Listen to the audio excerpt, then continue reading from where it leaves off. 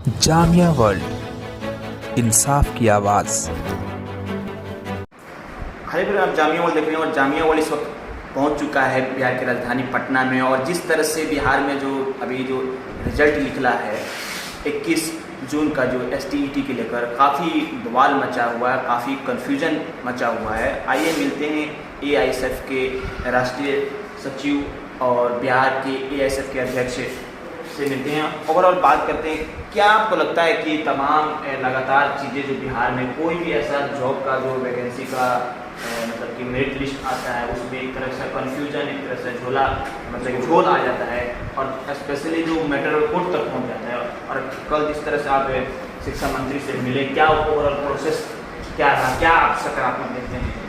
दरअसल देखिए, शिक्षा की जो हालत बनी हुई है, शिक्षा की हालत को बहुत ही योजनाबद्ध तरीके से बर्बाद इस सरकार ने किया है। खासतौर पर जो शिक्षा और रोजगार जो बहुत ही अहम मसले हैं, तो सरकार चाहती ही नहीं है कि हम अधिक से अधिक लोगों को शिक्षित करें, अधिक से अधिक लोगों को रोजगार दें। शिक्षित होने का मतलब है कि लोगों को रोजगार भी देना पड़ेगा। और बिहार के अंदर में शिक्षा का हालत बहुत ही भयावह है, बहुत ही जर्जर स्थिति हो गई है। खासतौर पर आप देखेंगे कि स्कूलों के अंदर में +2 कर दिया गया, हाई स्कूल जितने थे +2 कर दिए गए, मिडिल स्कूल को हाई स्कूल बना दिया गया, लेकिन उनमें शिक्षक नहीं है।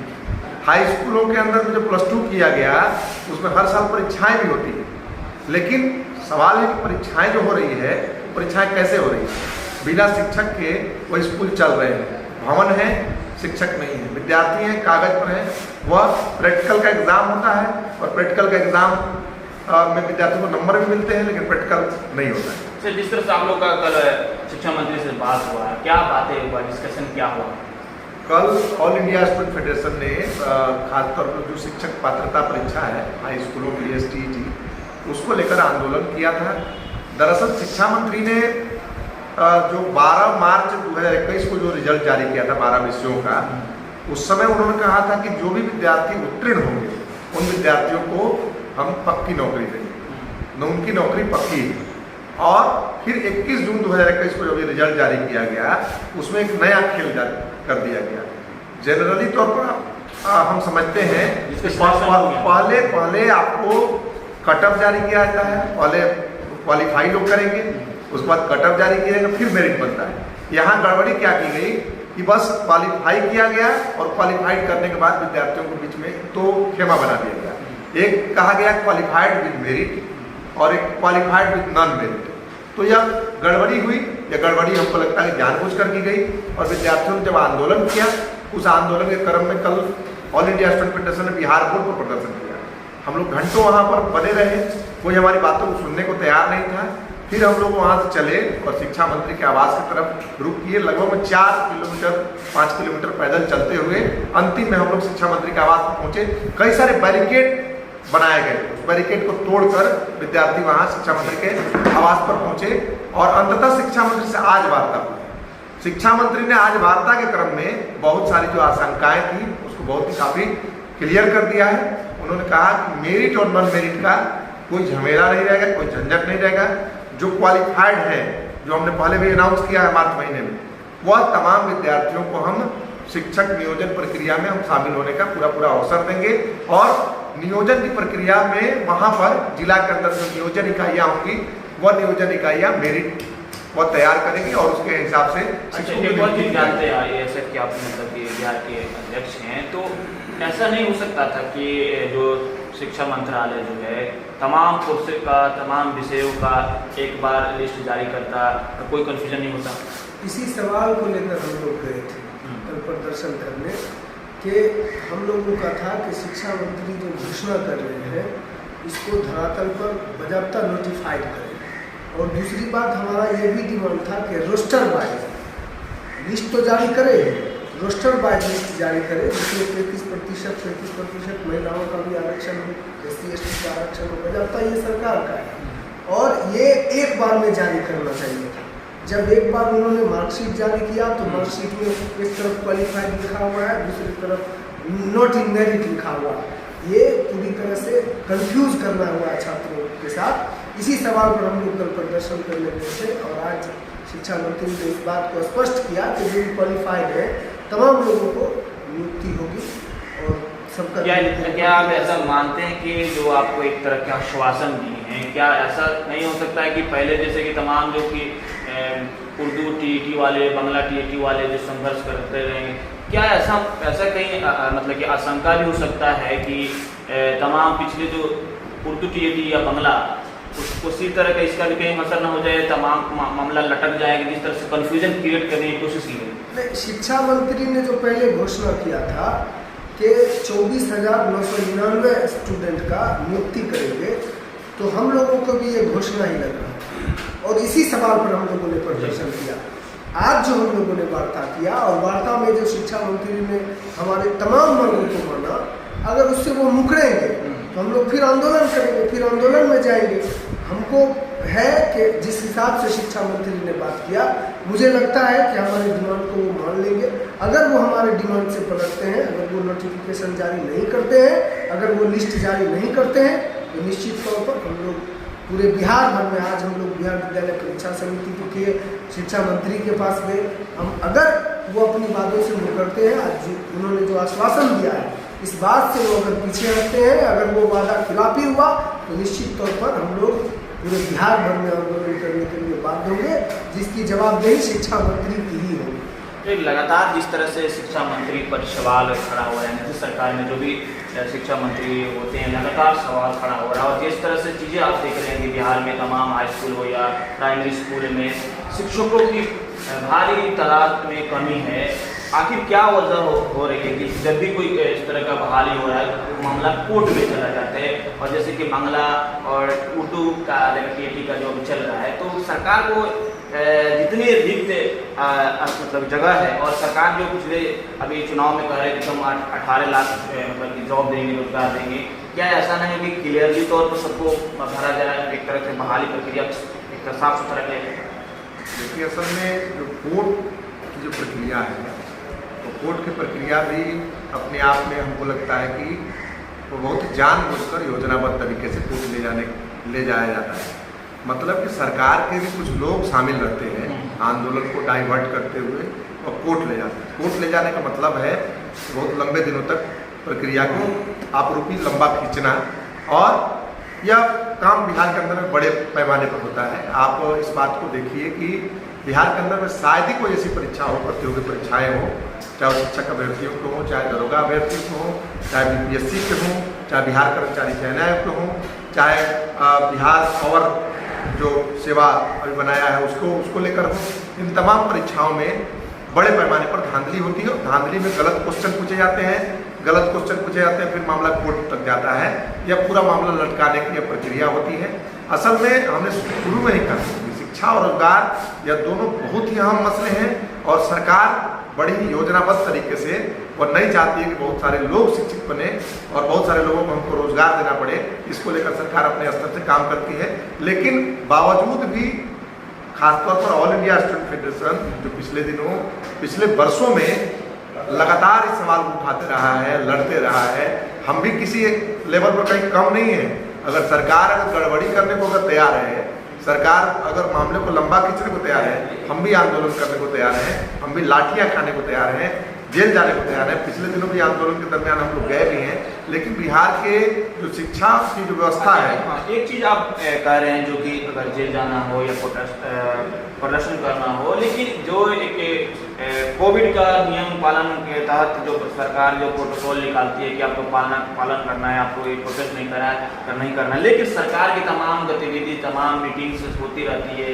ये कहाँ तक आप देखते हैं कि आम पब्लिक का जो फ्रीडम ऑफ एक्सप्रेशन है या राइट टू प्रोटेस्ट, उसको मतलब एक तरह के अंकुश लगाने के लिए सब हो रहा है? देखिए, असल में ये सवाल बहुत गंभीर सवाल आप उठा रहे हैं। यह एक बहुत प्लानिंग के तहत कोविड का बहाना बनाकर पूरे आंदोलन को रोकने का सरकार एक षड्यंत्र रखती है, और उस नाते और उस बहाने आंदोलन को बैन भी किया जाता है। आपको यह जानकारी हम दें कि सरकार की तमाम गतिविधियां चल रही हैं। सबसे ज़्यादा अगर कोई गतिविधि अगर नहीं चल रही है तो कैंपस नहीं चल रहा है, पढ़ाई आपकी नहीं हो रही है, परीक्षाएं हो रही हैं। हालांकि इस बीच में कुछ विश्वविद्यालयों का और कुछ जगह का प्रमोशन का सरकार ने निर्णय लिया है, CBSE का, ICSE का प्रमोशन का निर्णय लिया है। लेकिन हम इस बात को कहना चाहते हैं कि किसी भी हालत में जो विद्यार्थियों के जो प्रोटेस्ट के सवाल हो या आम जनता के जो अधिकार हैं उस पर दमन नहीं करना चाहिए। निश्चित तौर पर अगर फिर भी अगर दमन किया जाता है तो विद्यार्थी भी इसके लिए तैयार हैं। हमने कहा कि लड़ाई हम लोग लड़ने के लिए तैयार है और लड़ाई को हम लोग एक मुकाम तक पहुँचाने के लिए तैयार है।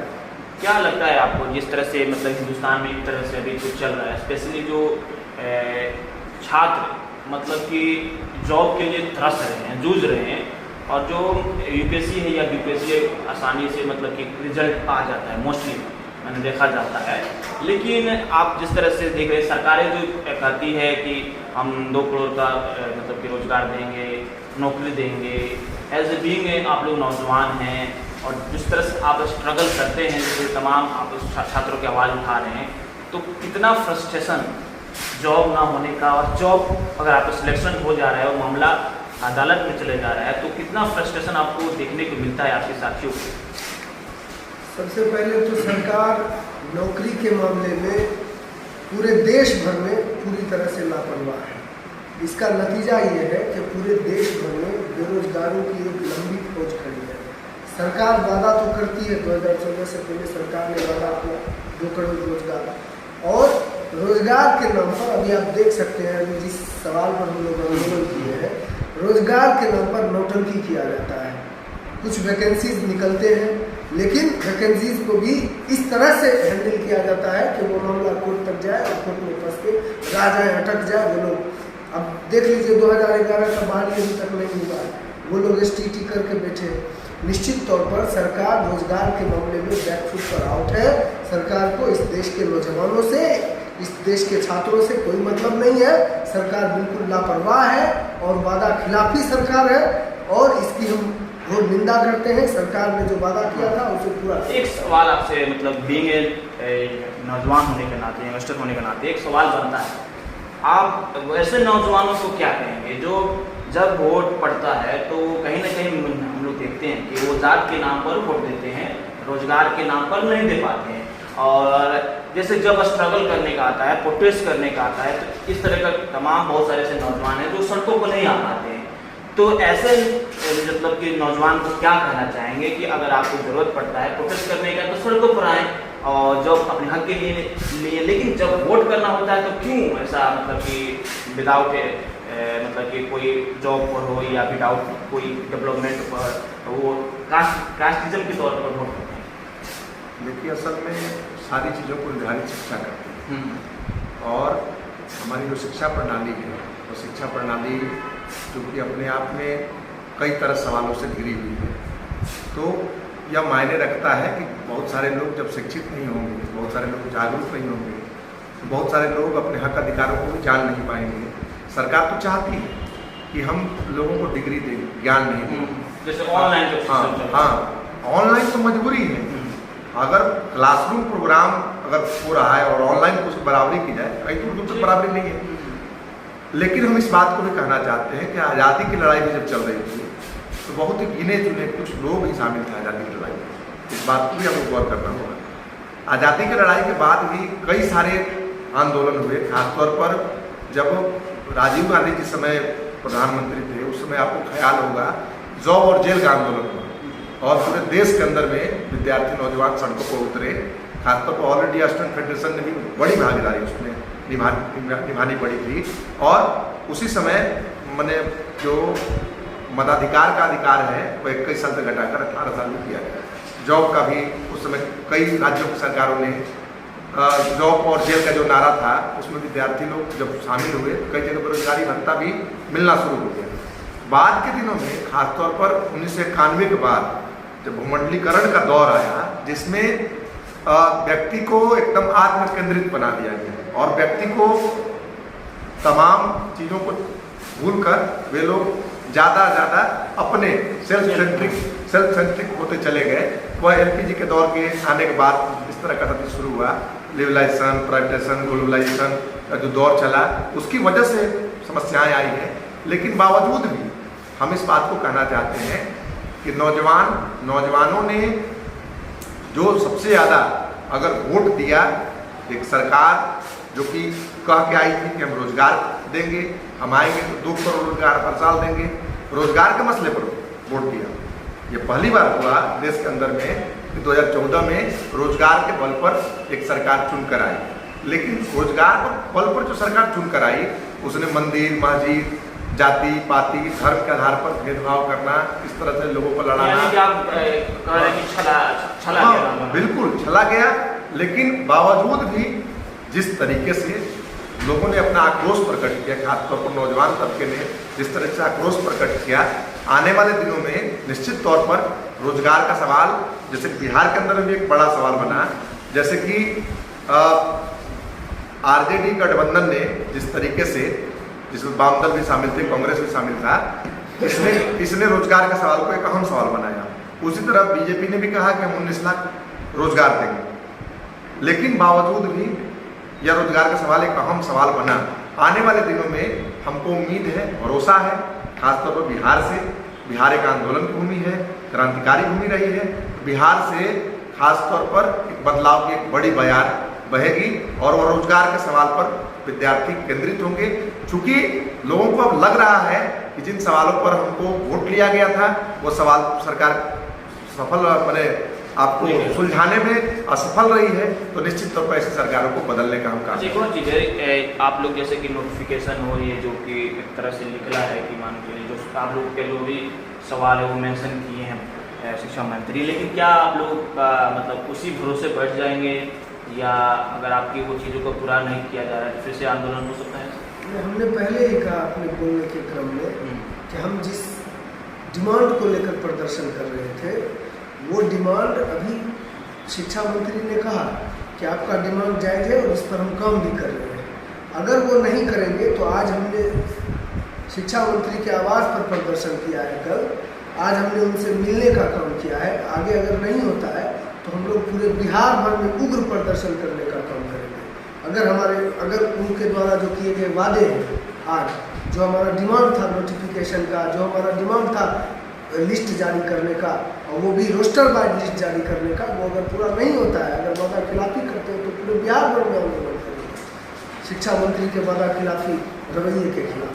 बहुत बहुत शुक्रिया। तो ये थे ASF के राष्ट्रीय सचिव और बिहार के अध्यक्ष। तो इन्होंने खुसूसी तौर पर बात हुआ जिस तरह से जो बिहार में STET का जो रिज़ल्ट आया उसके लेकर काफ़ी मतलब कि खींचातानी चल रहा है स्टूडेंट और नीतीश सरकार के बीच। तो कहीं ना कहीं एक तरह के निगोशिएशन ASF कर रहा है, मध्यस्थता कर रहा है। देखते हैं कि आने वाले समय में क्या रिजल्ट आता है। बहरहाल आप देखते रहिए जामिया वर्ल्ड में। मैं तस्लीम, बिहार की राजधानी पटना से।